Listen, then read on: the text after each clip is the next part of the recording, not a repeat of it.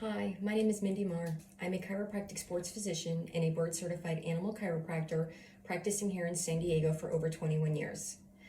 I'm here to discuss why we need to take pet loss grief more seriously, not as a counselor, not as a psychologist, not as a therapist, but as Mindy Mar, a pet parent herself.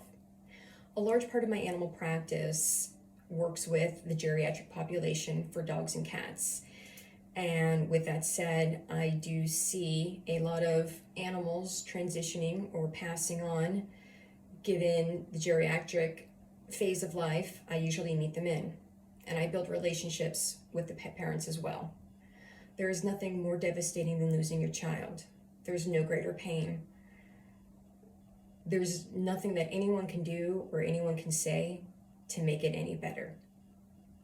We as a society often provide a plethora of resources should one lose a parent, a sibling, a spouse, a human child. But there's very little resources available for when we lose our beloved pets. I know this firsthand when I went through my own grief almost 9 years ago, as well as a little over 2 years ago.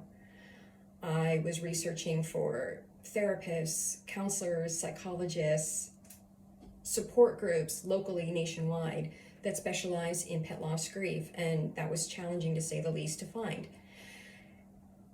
I had a really difficult time speaking to those that are closest in my life. It seemed as if everyone was saying the wrong thing. They had good intentions, and I found myself resenting me being put in a position where I felt like I had to thank them for their kind words, when really their kind words were not resonating well with me.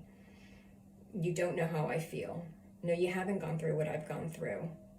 No, I'm not going to adopt or rescue a new cat to fill a void or because he or she looks like my previous cat that passed on. I found in all three situations when I was experiencing my own pet loss grief that it was people I wasn't as close to, people that I considered to be more acquaintances, that were a little bit more relatable. They seemed to reach out and say the right thing. For whatever reason that is, it was people that I least expected that helped me the most. And everyone's case is different. I went through a very difficult time 9 years ago with my first experience with pet loss grief. And I had a very difficult time for 2 years even leaving the house, as I was out of the country when I unexpectedly lost my first cat. So being in a foreign country and getting a vague email and not understanding what's going on, having to make that big trip back home, still being in shock, still being overcome with emotion, being scared, how are my other two cats doing?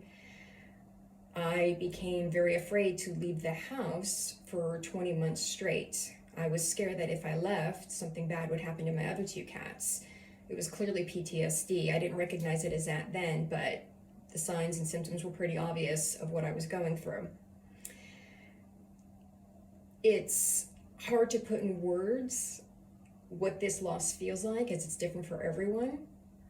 I found that for a long period of time, I could only relate to people who had seemingly suffered a harder loss or more worse pain.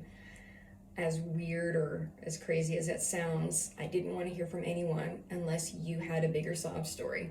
Not so much that misery loves company, but what I was going through was so difficult. I didn't feel like anyone could understand. So I naturally sought out people that I knew, and often people that I didn't know, who had, to some degree, more horrific experiences than I had. Not that it made me feel any better, it just felt relatable.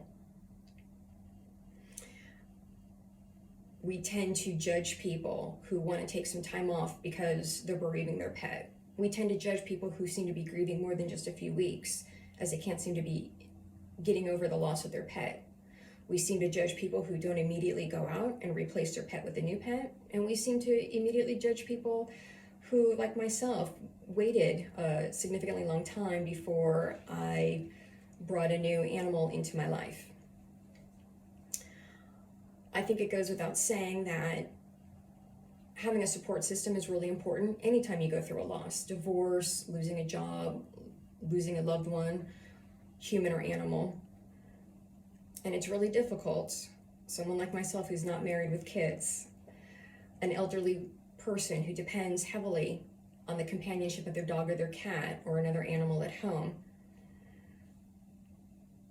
We don't have a lot of resources to reach out with. we don't know where to look.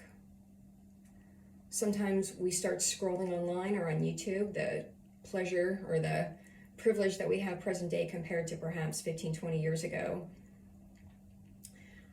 So I'm making this video just in case someone is out there and they don't know why they're feeling what they're feeling, and they're not looking for a professional to explain it scientifically.